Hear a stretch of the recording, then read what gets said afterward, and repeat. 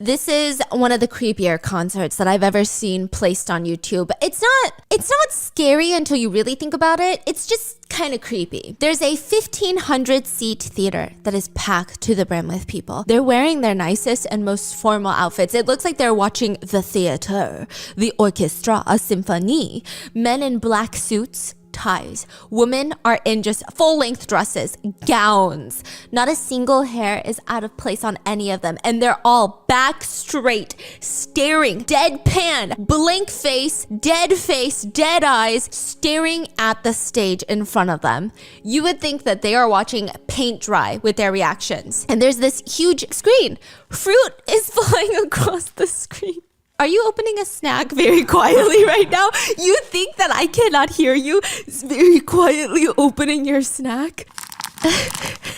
No, this concert, they have this giant screen, a flat screen in the front, and it's just fruit flying around. It reminds me of those baby sensory videos that Sophie used to watch. You know, the ones where the blueberries, the corn, they have cute little blushing faces and they float around to upbeat music? It's like Fruit Ninja, but for babies. That's what it looks like. That's what the screen is giving. And in front of that screen, you see 4 girly pops in what looks like corporate America office attire. They are not dressed like office sirens, but they genuinely look like they work at the corporate headquarters of Home Depot. They're beautiful, but their outfits are not giving performance. They're giving modest. They're giving, ooh, we're a little scared. You could wear this in front of your boss, your corporate boss. These are the types of outfits you would wear for an expensive presentation. I know someone's gonna comment like, no, bitch, please get a job. We can't wear those in the corporate office. Have you seen those TikToks? There's TikToks of people who have clearly never had a job. Okay, I'm not making fun of them, myself included. I have had jobs, okay? I've had retail jobs, not corporate jobs. But they're like, inspo for your corporate office outfit, and like half their ass cheek is hanging out. And all the comments are like, please get a real job. Thank you. So, yeah. No, I get it. It's not exactly office attire, but you get what I'm saying. It's not giving sexy office siren giving a performance. It's not giving concert. It's just a little bit interesting. The comments read, their outfits look like they're ready to defend their thesis. but these girly pops are not out here getting their PhDs. No, they're singing and dancing. They are giving their all to this performance, even though the crowd is not. The crowd is not giving back the same energy. They're dancing like their lives depend on this shit. Because one netizen comments, their lives actually depend on this shit. The girlies on stage are not just any performers. They are one of the biggest K-pop groups of all time, Red Velvet. And they're not just performing on any stage. They're performing in Pyongyang in front of the one, the only supreme leader of North Korea, Kim Jong-un. Now, how did this happen? Now, I am feeling a little sentimental for this one, a little emotional, because it just goes to show that everybody needs a friend. Whether you're a politician or just a girl, whether you're new money or old money, whether you have healthcare or not, I don't. Okay, everybody needs a friend. I'm just thinking maybe, just maybe, the real friends were the Raycons that you found along the way. Because who needs best friends when you have Raycons? Why am I telling you about Raycons right now in the middle of this very serious, intense video? I'll tell you why. Raycons just got a major update. They upgraded from being my best friend to being my bestie. That's premium friendship status with premium audio quality for only half the price. The new Raycon model is better at literally everything. They improved the old features, added new features, even the casing. Look at the casing. It's so sleek, so unique. They have colors that complement every skin tone. You can choose from 4 unique colors. The earbuds themselves have an improved ergonomic design. They don't hurt my tiny holes. They're really tiny and tight, by the way. Can confirm. Even after hours of use, they have a new feature with multi-point connectivity, which means you can pair your Raycons to 2 devices at once. I do it all the time. I pair them with my iPad and my phone at the same time. Catch me watching Netflix on my iPad while scrolling TikTok on my phone. That's what you call a low attention span. That's genuinely what you call not wanting to face the silence in your own head and your own demons and have negative self-talk. Sometimes I just want my peace. bass. That's where the noise cancellation comes in. The old Raycons had noise isolation, which I love, by the way, but the new Raycons, this feels like free therapy. I just pop them in. I watch my little K-drama daddy in peace. I just watch videos of my husband. Just kidding. And to top it all off, the new Raycons also have a quick charge function. If you're just ever getting ready for a walk or a drive, you suddenly realize you forgot to charge your Raycons, no problem. With the quick charge function, you can get 90 minutes of playtime after charging them for only 10 minutes. 10 minutes, you're out the door. Raycons are also waterproof and sweat resistant. The new model is also dust proof, which honestly, I feel like that's a feature. Girlies, now is the time to check out Raycons. You need to upgrade your earbuds from friend level to bestie level. Now is the perfect time because you can use my code to get a discount on the already affordable prices. Click the link in the description box or go to buyraycon.com/bis to get 15% off your Raycon purchase plus free shipping. That's buyraycon.com/BISS for 15% off your Raycon purchase plus free shipping. Thank you, Raycon, for sponsoring today's video. And let me tell you about Kim Jong-un and his friends, his best friends. I'm definitely on a watch list. I know for a fact. When I first saw this video of Red Velvet performing, the whole situation is giving the vibes of Kim's father, Kim Jong-il, when he kidnapped a whole actress to film a movie. And also the girl group Red Velvet has 5 members, but only 4 of them are performing on stage. The 5th member, Joy, is nowhere to be seen. Is Joy okay? Has anybody checked up on Joy? With the other girls, they continue on like this was always the plan. This was part of the plan. They're performing 2 of their top songs, Red Flavor and Bad Boy. Now, I did look up their usual performance of the songs to fully get the vibes. Red Flavor is this super happy, it's a bop, by the way. It's an upbeat song, and the visual is giving that. The girls are always dressed in these bright colors, orange, yellow, greens, in crop tops, mini skirts. They're heavily accessorized with dangly earrings and headbands. And after comparing the videos closely, I can honestly say Red Velvet looks like they're giving their all on the stage. They're working all their steps. They're hitting all their notes. If there is a place to slack in their performance, North Korea is not one of those places, because if they fork up just one time, I don't know what would happen to them. I don't know. And while the girls are shimmying on stage, whenever the camera, you know how the cameras love to pan to the audience and they're always screaming like, ah! You see some of the super ones like VIP section crying. I would cry if I was watching Red Velvet. I would literally cry. But you see all of them stone cold faces. Are they bopping their head? No. No bopping? No bopping. Nothing. Just staring. They're not trying to risk their lives. How many people is in the audience? 1,500. Not a right. single one is clapping. Not a single one is humming. Not a single one is bopping, because they can't risk their lives like that. If they've heard this song before, no, they haven't. Because South Korean music is banned in North Korea. So, you know this song? No, you don't.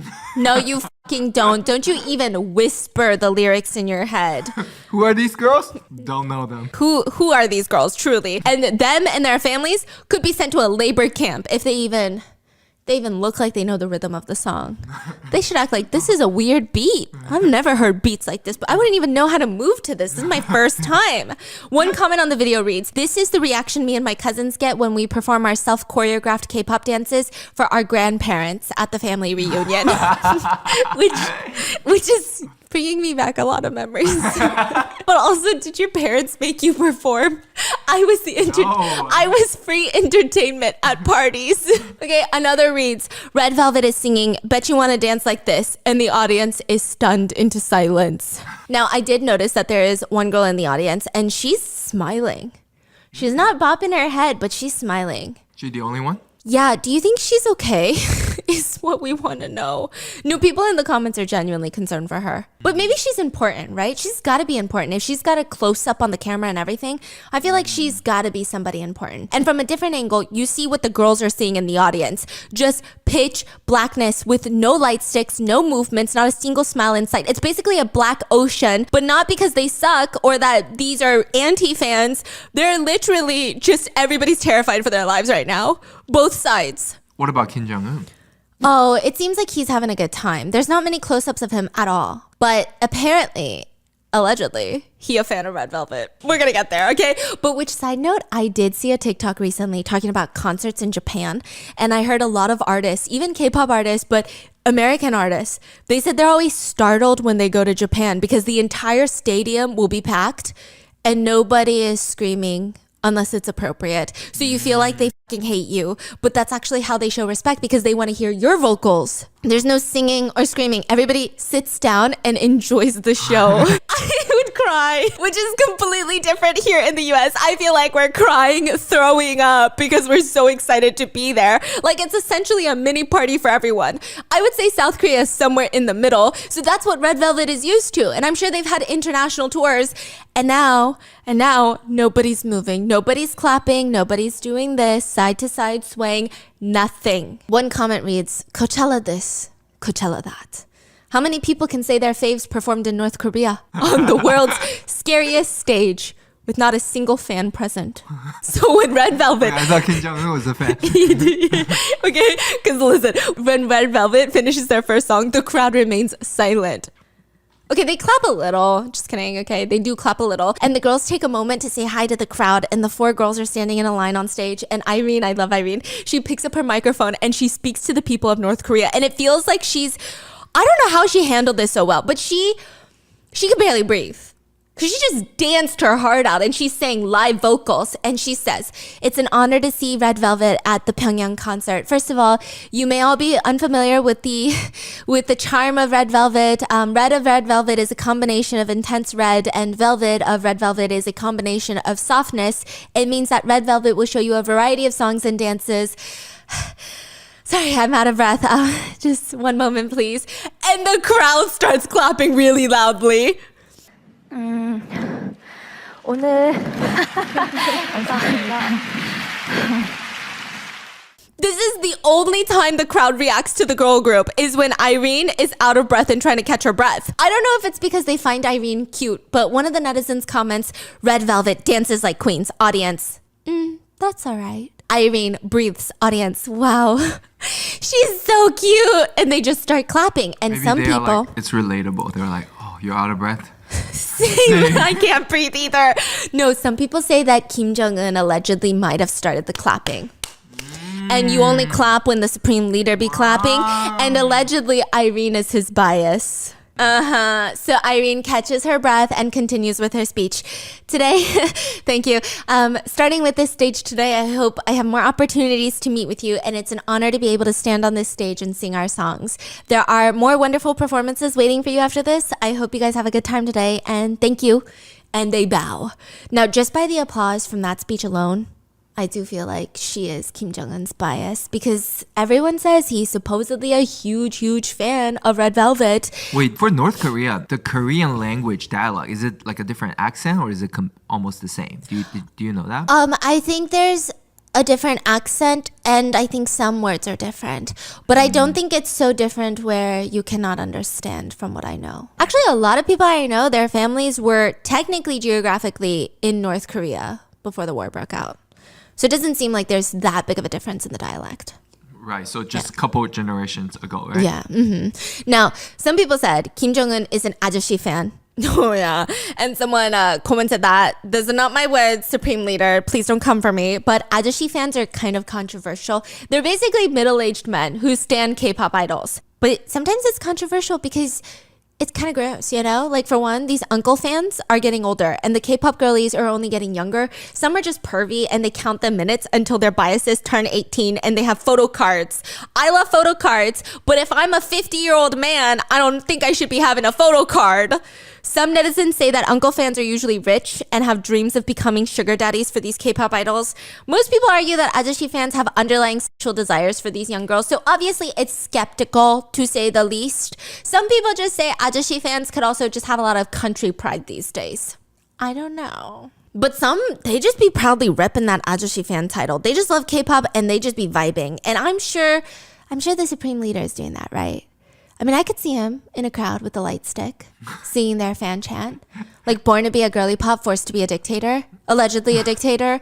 Ooh. Okay, there's no clips of him in the video, obviously. But I just know Kim Jong-un is enjoying this performance. Afterwards, there is a photo that they take. And Kim Jong-un is in the center. His wife is on the left of him. 3 members of Red Velvet, the other 3 members, Yeri, Wendy, and Sugi, they're on the far left end, about 3 people away from the Supreme Leader. So there's like 3 people in between them and the supreme leader. But Irene is not standing next to the rest of her girl group. Instead, she's standing at the center of the photo, holding a bouquet of white lilies, standing on the other side of Kim Jong-un. But of course, she's smiling for her life because, you know, her life depends on it, but she's trying to lean as far away from Kim Jong-un as possible. Her body is practically bent at a 90-degree angle to one side. She's like, okay, that's what she is doing. Kim just looks dead at the camera. It seems like Irene is his bias. Later, she does come out in an interview to clarify everything. And she says, no, I didn't even know a picture was being taken. It just happened so suddenly. And I was talking to some people on the other side of me and he just happened to be there. I didn't even know I was standing next to him. Yeah, which I kind of agree with. However, I think he tried to stand next to her is my suspicion, you know? He's like, let me just waddle over there. Hurry, take a picture of me and my bias. You know what I mean? That's the vibe it's giving. Everyone is commenting. Doesn't look like there'll be any more war as long as Irene is here in South Korea. Oh my gosh. Another says, will we all be reunified thanks to Irene? These are some dark jokes, y'all. But many netizens would say, wow, I can't believe Irene just broke Kim Jong-un's heart like that, confirming she didn't even know she was standing next to him. Yeah, most netizens were just very grateful that Red Velvet was not kidnapped by Kim Jong-un. So I don't know. The bar seems very low for this one. I will say that Kim's stance on K-pop has seemed to change around the same time as this concert. So before this, Kim even had a North Korean girl group called Moranbong Band. I don't know what that means. They wore miniskirts. They performed using electric violins, cellos, and drums. I will say they're a little bit older and they wear very sparkly dresses. If I had to pinpoint exactly the vibe that this K-pop group gives me, or the North Korean group gives me, it's when your aunties perform at a Chinese wedding. What? It's the vibe. They're so good at singing, though. My aunt? No, the group. The lyrics, though, they go wild. They're really hardcore lyrics. Are you ready? Let's study for our country. Let's study for our future. We will make our land shine. Yeah. Comments read, meanwhile in South Korea, You got me feeling like a psycho. and then North Korea, let's study for our country. Ooh, yeah. Me, I like K-pop. my parents, look at this cool K-pop song. No, okay? South Korea, Let's kill this love. North Korea, let's study.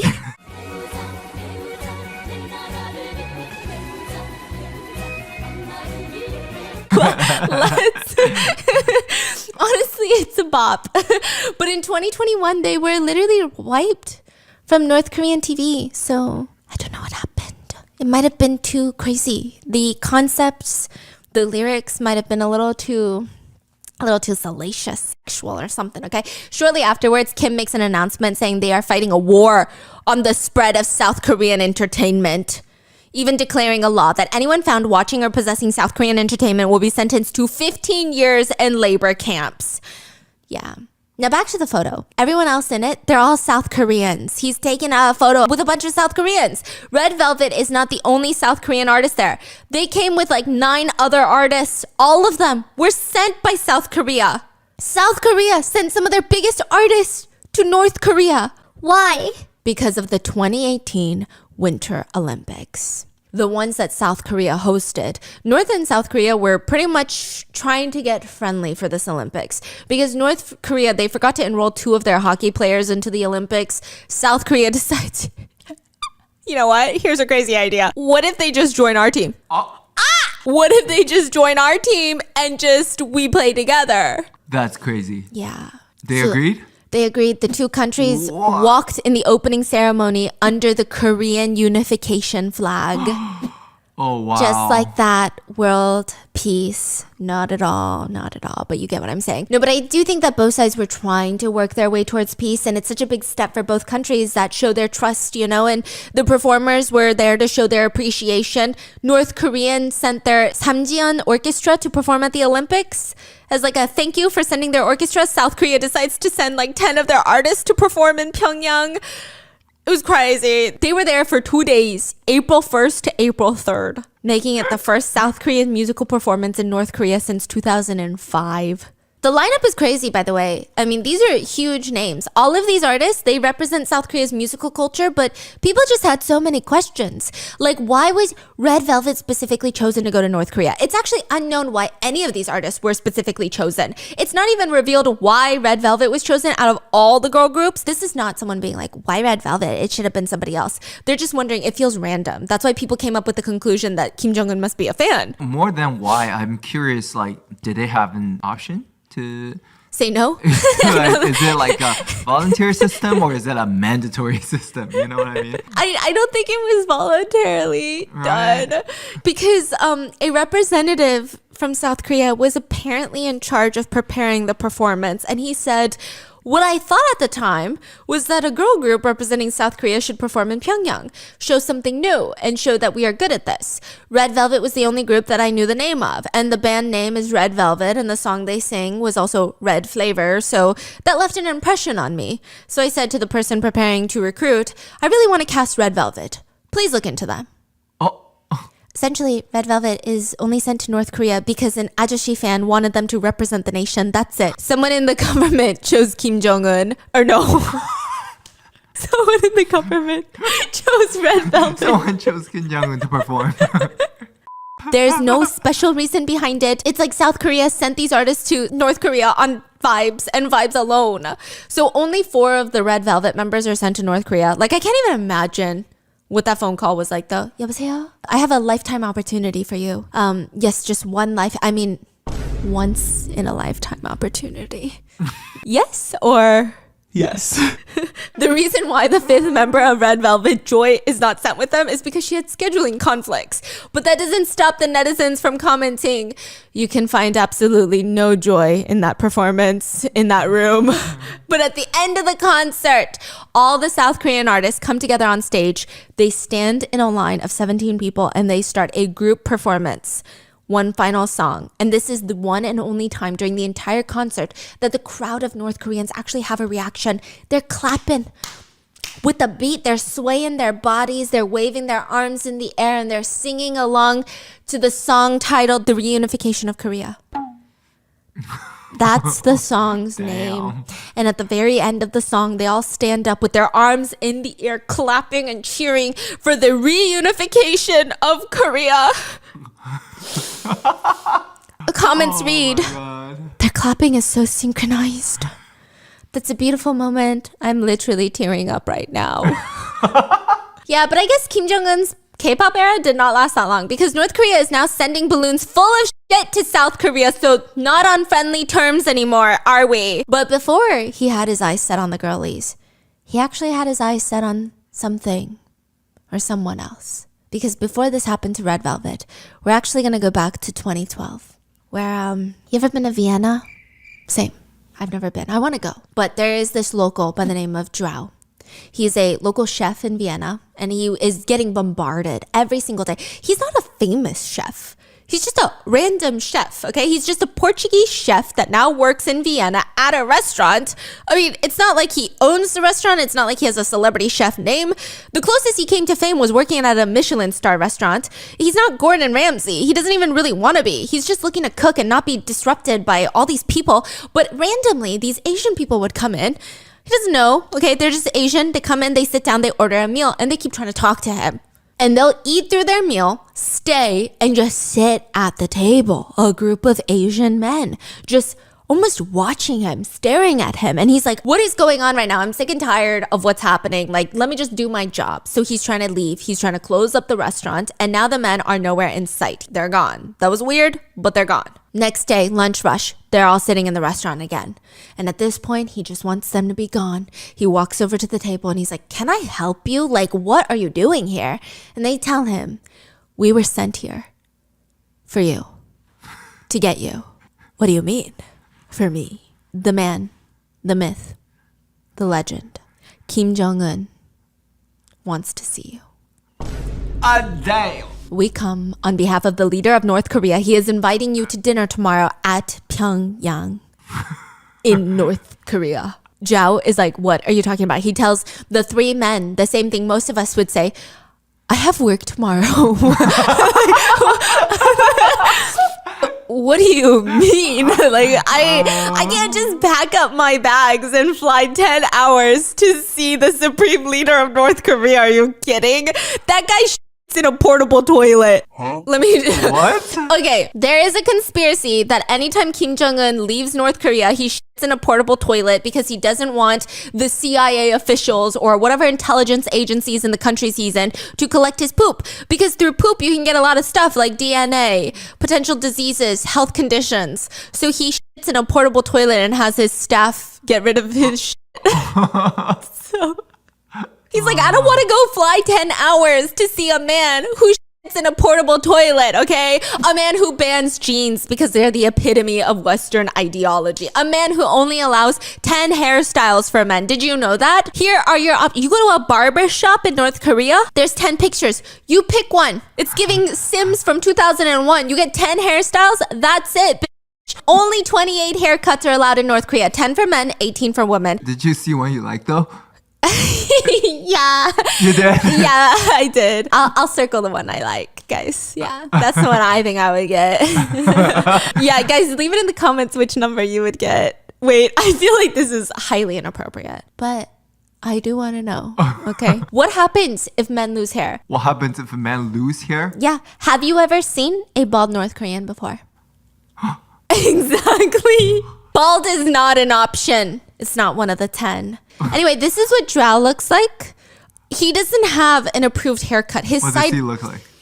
You don't see? I'm just kidding. He's got some intense sideburns. They come down almost to his mouth area. Oh, yeah. I mean, these men are persistent. They literally say, we will wait as long as necessary, but we cannot go back without you. Please, we literally cannot go back without you. So please say yes because our lives are on the line and like we might not.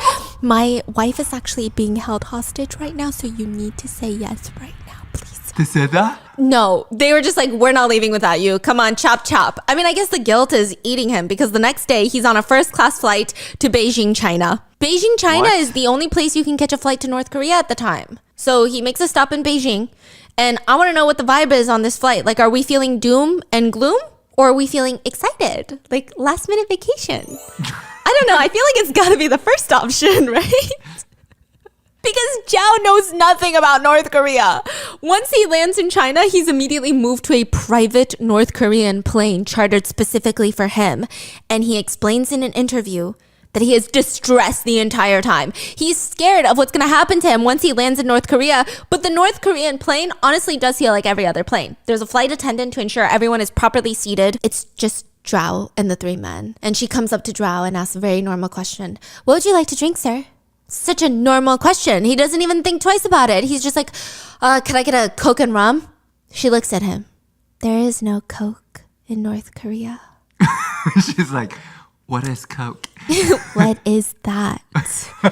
Zhao is panicking again because how did he not know that? What else does he not know? I mean, there could be some rules like clap your cheeks 10 times when you get off the plane in honor of the leader, and he wouldn't even fucking know. What?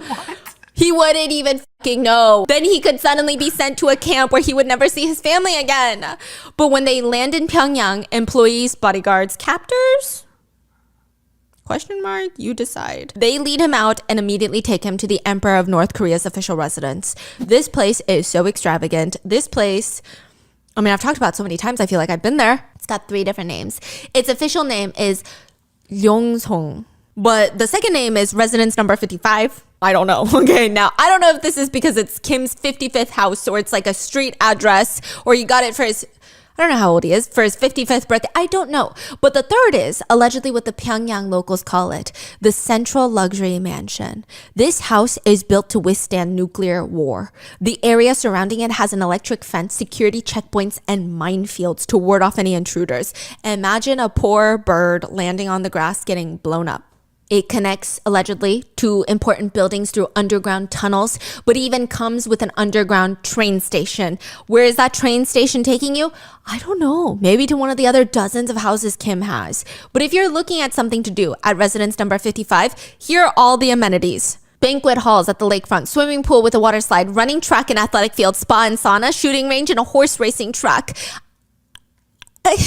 So Drow, he walks in. He can't help but look outside as they're driving to residence number 55, and he feels dread. Most of the city is dark. There's no lights. Nothing is on. When the limo stops, he's not escorted into residence number 55 through the front door. He's taken directly into a military building where he can see several military members standing on guard with weapons. He's taken into the tunnel, and at this point, I would be questioning my whole life. Like, Oh, he's underground now. yeah, I am just a chef. Truly. Yeah. The guards, they take him to what's supposed to be his room and they say, change in 5 minutes. Afterwards, he's checked for any weapons or explosives, which obviously he's not going to have. He changes into a formal black suit and black tie, and now he's ready to meet the supreme leader.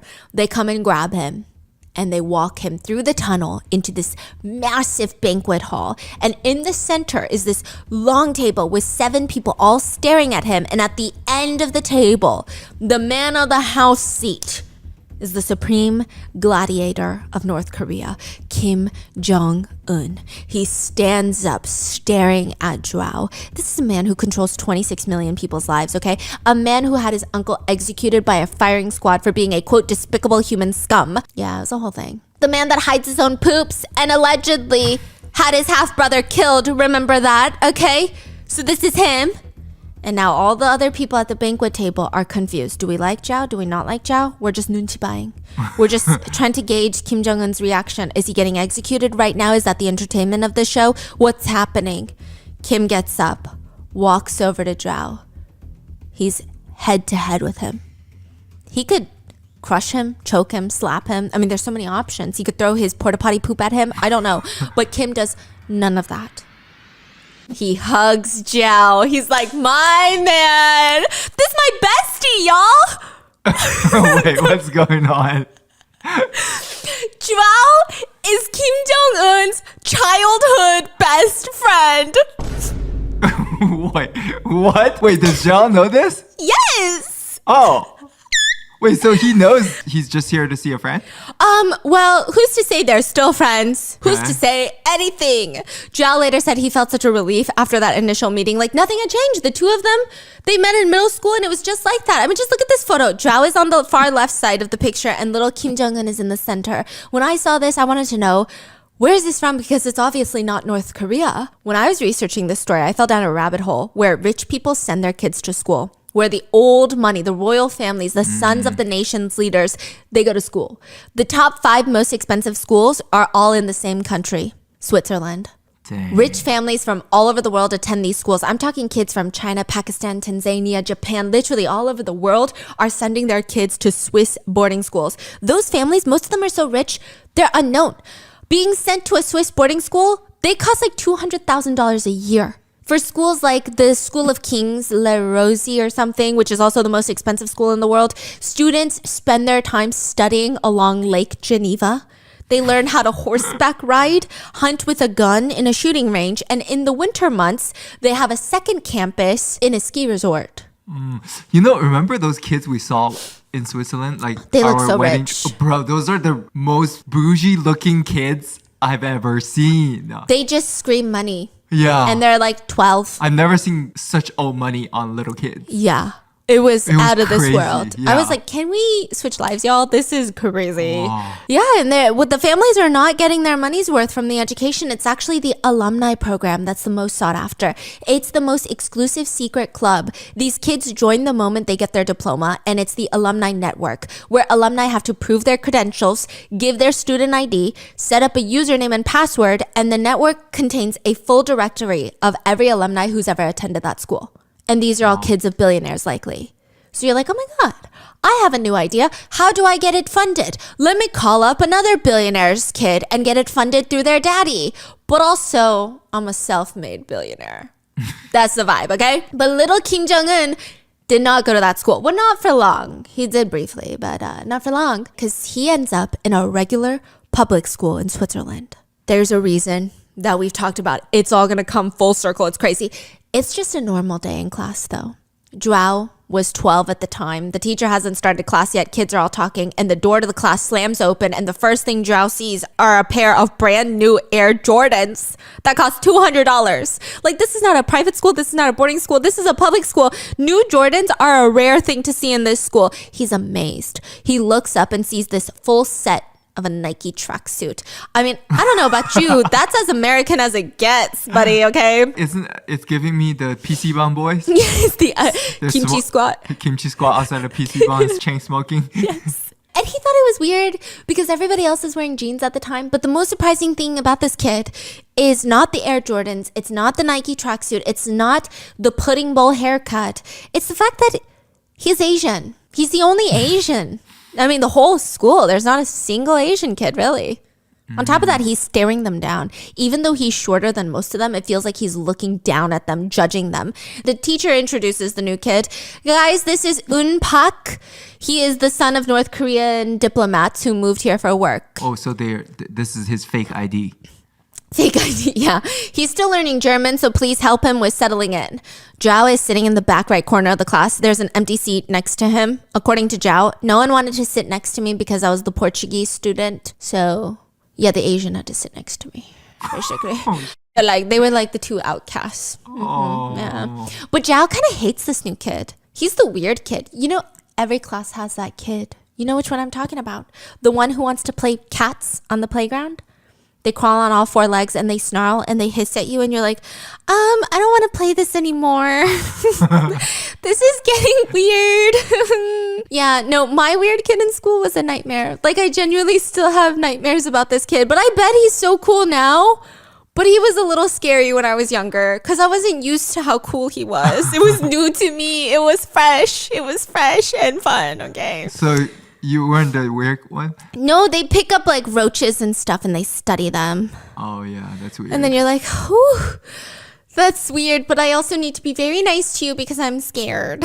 Anyway, but Pak instantly becomes that kid for this class. On top of that, I think a lot of kids were jealous of the Air Jordans and the tracksuit. I feel like everyone at that time wanted a pair of Air Jordans because Michael Jordan was and still is a GOAT. Right? But even Zhao admits that he's annoyed by Pak. They would sit directly next to each other and they would take notes. And Kim would constantly do that thing where he would push his elbow so hard he disrupts Zhao's notebook. Oh my God, that's so annoying. And he's like, what is your deal, bro? Sometimes if Zhao is really annoyed, he would kick his leg to hit Pak under the table. Zhao is kicking Kim Jong-un's leg? I fucking bet 1,000% if that were me, that would be my shower thought every night. I'd be like, am I still safe? I know it's been 30 years. However, do I live another day? Yeah, exactly. I would be doing the dishes and that would be my intrusive thought. According to Zhao, the two of them are in the class for the academically weaker students because Zhao is bad at math, Pak because he doesn't know German, and they would just get angry because frustrated, they don't understand. Zhao does say that Pak is very smart. He just doesn't know German. So he knows all the answers to the questions. He just gets frustrated because he doesn't know how to say it in German. And I guess Zhao kind of understands the feeling because both of them start working together. Pak would help Zhao with his math and Zhao would teach Pak German. Yeah, and the two would go onto each other's houses and do homework together. And this instantly moves to the two of them playing basketball together every day. I guess basketball is like a universal language. And that's all they do. That's how they become one of the boys in Switzerland together. This is so cheesy, but I feel like I kind of want it to be cheesy. But Zhao is pretty much the bridge to the rest of the class for Pak. Like, everybody thought Pak is mean and weird. And honestly, they're not wrong. But he starts getting more friends. One classmate said, yeah, I mean, he was funny and always good for a laugh. Kim Jong-un is good for a laugh? Good for a laugh as in to laugh at. Oh. Yeah. No. Yeah. No way. Yeah, they would make fun of him and laugh at him. No. And they would say that after class, he would be the first one on the basketball court. Like, you know when kids be getting sweaty and then their hair is sticking to their head and they just be playing basketball and their face is all red and then they take a moment to break and then they drink water and when they're drinking water, they're like... And then you're like, oh, bruh. I mean, that was me when I was 12 as well. However, it's not that serious. Please take it easy, okay? That would be Kim Jong-un at the basketball. He would have a Chicago Bulls jersey that had Michael Jordan's number 23 on the back, shorts, and still have Air Jordan shoes that none of the other kids would have. Even though he's only 5'7", everyone could tell that he's actually a pretty good player. Yeah, he is a sore loser though, they said. They said he was a fiercely competitive player, very explosive. He was a playmaker. He made things happen. I don't know what that means. In one classroom photo, Zhao can be seen in an oversized yellow tee and blue jeans. And one of his classmates is play choking him. And he's making a funny face. And Kim Jong-un is just staring at the camera. But at this point, those two besties for the resties, okay? And Zhao would even eat lunch with Kim Jong-un every day. Yeah, with Kim every day. Zhao's dad would even make these lunch boxes for Kim Jong-un to eat. And after school, Zhao would be like, hey, Kim.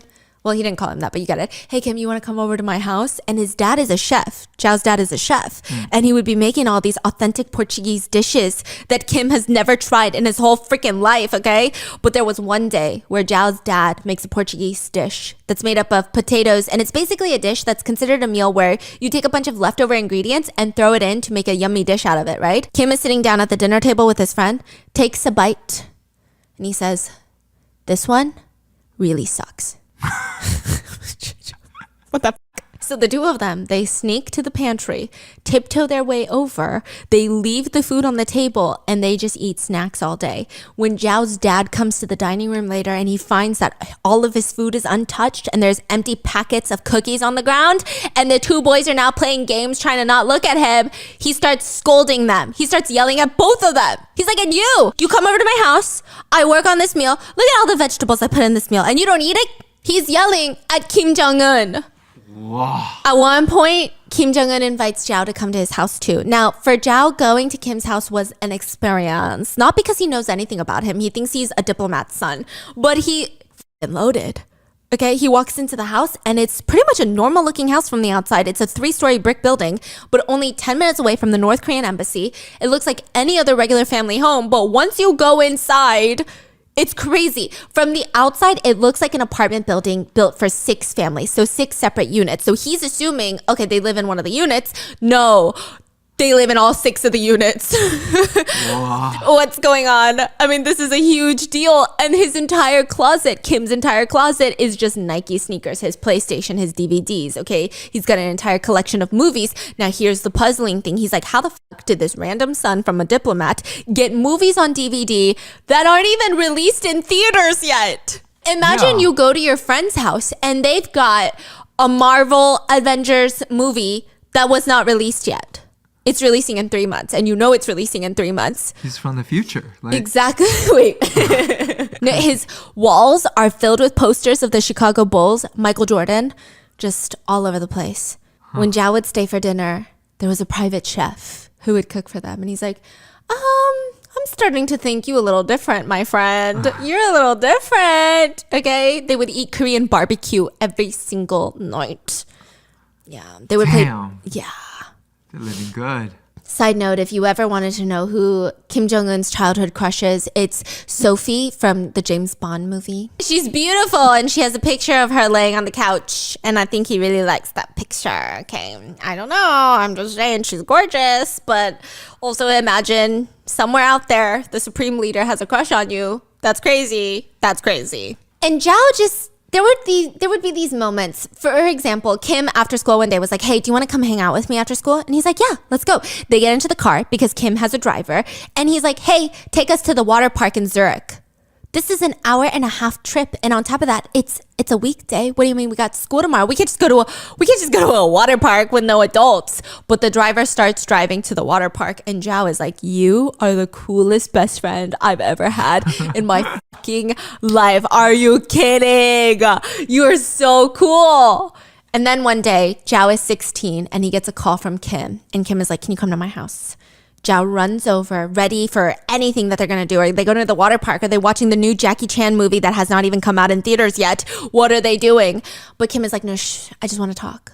He's looking very serious. I mean, as serious as you can look in a full Nike tracksuit. So he's sitting there and he tells Zhao, I am not the son of North Korean diplomats. I'm actually the son of the president of North Korea, Kim Il-sung. My name is Kim Jong-un.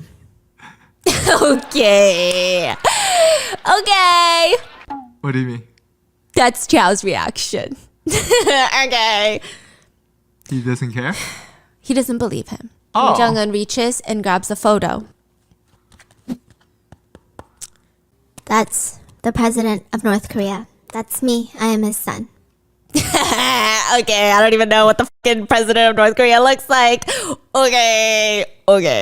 So he just think he's joking. Yes, and he just leaves. So that's his whole vibe. After this talk, Zhao goes home telling him, I'm gonna see you at school tomorrow. Goodbye. And the next day, Kim does not come to school. And he waits, watching people come in through the classroom door. Kim does not come.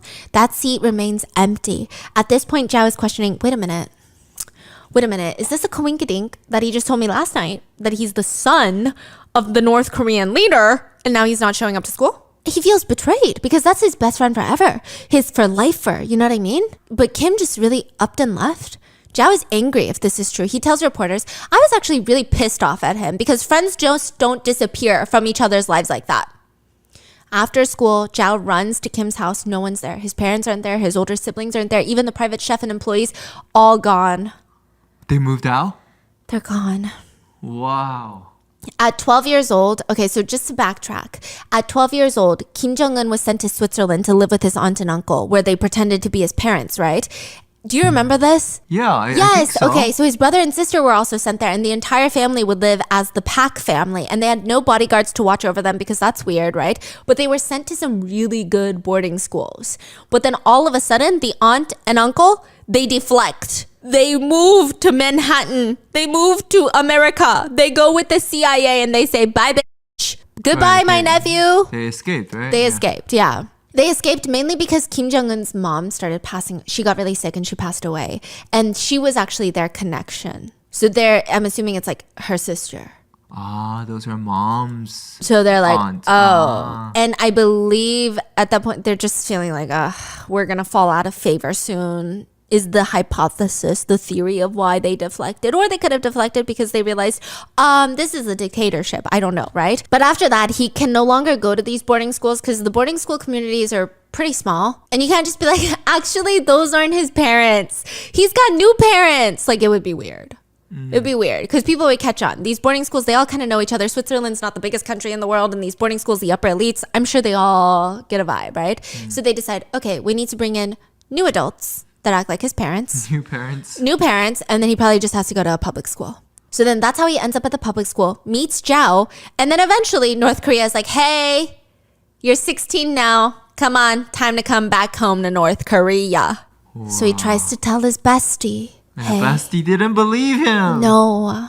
Wow. But what's crazier is that 3 months pass where Kim does not show up to school, but he does make a call to Zhao to say one thing.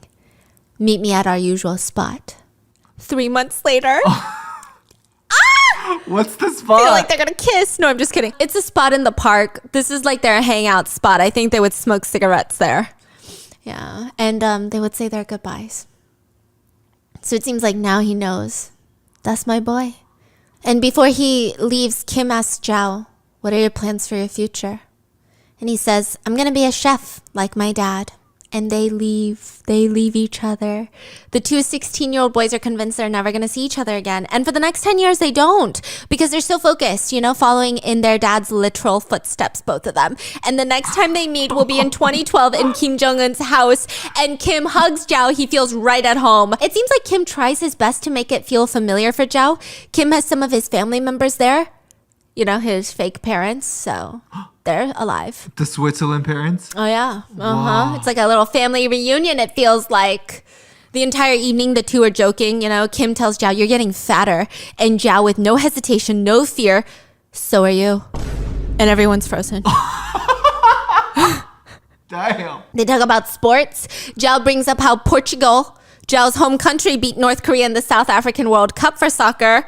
Kim makes a face. He actually looks like he's going to be homicidal at that.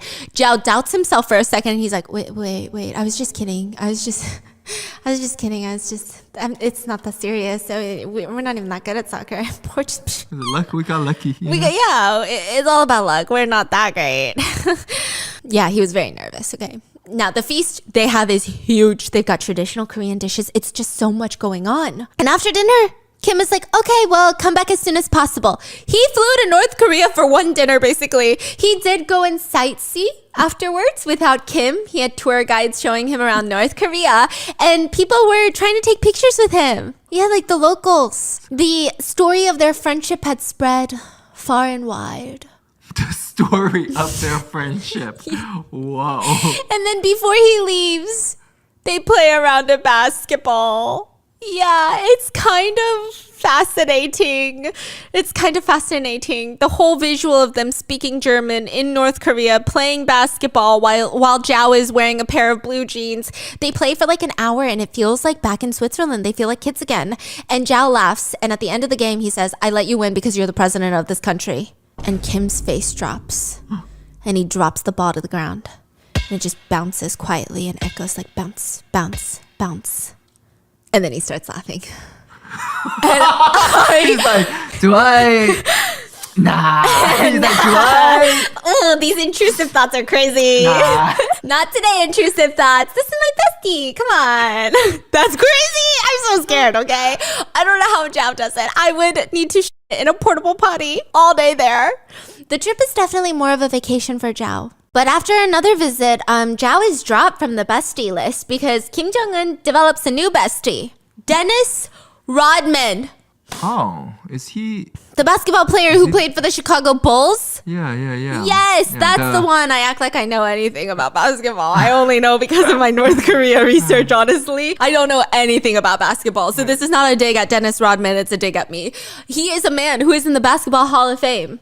He's like known as a really great player. He has a whole legacy and he is ready to visit a new foreign country. Now, his post-NBA life, his agent signs him up for these exhibition games where you go to different countries and you start playing with their players. It's just fun. Like you teach, you coach, you have fun. It's just like a good time, right? And so this time the agent is like, hey, you want to go to Korea? He's like, yeah, I want to go to Korea. He's probably think about the 7-Eleven mukbangs. You know what I mean? Wait. Fast-paced, high-tech society, K-pop, Red Velvet, let's go! No way. He was looking forward to his trip in Korea. Yeah. And then he lands. Did they really say Korea? Korea. Okay. He lands and he goes, wait a fucking minute. Y'all sent me to North Korea? Okay, to be fair, I do think they clarified, but this was like during a time where the world politics was not as integrated into the news. So he was like, North Korea and South Korea are pretty much the same thing, right? It's like North Carolina, South Carolina. He's like, let's go. Who cares if it's North Carolina or North Dakota? He gets to North Korea and they roll out a red carpet for him. And he gets down and he meets Kim Jong-un. So apparently Dennis Rodman was actually not his first pick. He wanted Michael Jordan to come. And Michael Jordan said, North Korea? Nah. Then he said, what about Scottie Pippen? He said, North Korea. And then Dennis Rodman was like, oh yeah, for sure, Korea. So he ends up going to North Korea and they're just playing rounds of basketball. He liked it. Dennis Rodman said it was kind of fun. He didn't even know who Kim Jong-un was. He just said that he walked into this huge banquet hall and there was this short guy. What? Short guy is crazy. Yeah, there was just like this short little guy. And they were like, that's our supreme leader. And he was like, whoa, that's cool. That's cool, I guess. And he said that people's reactions to this short little guy were weird. Some people in the room, when the short little guy walked in, they were crying, just tears streaming down their face, happy, scared. Every single one of them looked like they were having a mental breakdown. And he's like, what's the fucking problem? It's just a short little guy. We don't have to get that riled up about a short king. Come on. Yeah. This little short guy, he said. And he just is like a full foot shorter than Dennis Rodman. Yeah, and then the short little guy is like, so how do you like our country? And Dennis Rodman responds, it's cool. It's cool. It's cool. It's cool. Yeah, and he's just having a conversation with the short little king. Yeah, and he said, Dennis, one day I'd love to come to America. Would you take me? And he's like, I feel like this is a trick question now. I don't know about this one. And then they have a basketball game in front of them and it ends up in a tie. 110 to 110. I didn't even know scores could go up to 100 in basketball. They were playing the North. What do you mean? I don't know. Okay, I feel like they're scoring 110 hoops. Is it 3-pointers? Got it. No, I literally didn't know. Anyway, 110 to 110, a tie between the North Korean basketball team and an American basketball team that was flown in to play North Korea. I'm assuming that the American basketball team is not like your NBA players. You know, maybe it's like, I don't know. Yeah. Sports people, help me. Sports people, yes. Sports people. They're like just sports people that are flown in. They played the North Korean team. I don't know if ties are really rare in basketball, but it seemed crazy that they tied. And you know what this energy gives me? This energy gives me, I actually saw a game between Americans and North Koreans in North Korea. Tell me why the Americans look like they're not trying. Tell me why they're just kind of, they're putting, you know how you have to block a shot and you got to put your arms in the air like you just don't care? Yeah, well, they're kind of doing it just in front of their face. Yeah, that's what you're supposed to do, like wave in their face. No, in front of their own faces, basically. Oh, in their own face. Yes. Oh, that's weird. It's really weird. They're not even running because last time I saw snippets of a basketball game, you hear like squeak, squeak, squeak, squeak, squeak of the shoes and they're running. They're running across the court. They're not. They're just kind of standing around like waving. Like Americans are not trying. No. And then the North Koreans will win. And then the Americans are like, gosh darn it. Let's try again tomorrow if we're alive. I imagine like with the passion that Kim Jong-un has for basketball, to be a basketball player in the North country, Korea? it's like it could be a very good job or a very bad job. Very bad job. That kind of pressure could kill you, literally. Yeah, or he's a fan. He's like, whoa, You think? you're good. You don't think he watches the American games and he looks at them and he's like, You Stephen Curry? Man, we got this one at home. Who's better? we got this one at home. Anyway, at the end of their first meeting, you know what Kim Jong-un tells Dennis Rodman? If you can, Dennis, I don't want to do war. I don't want war. Dennis. If you what? If you what? If you can, Dennis. If you can? Yeah, What do you mean? What is he gonna do? exactly.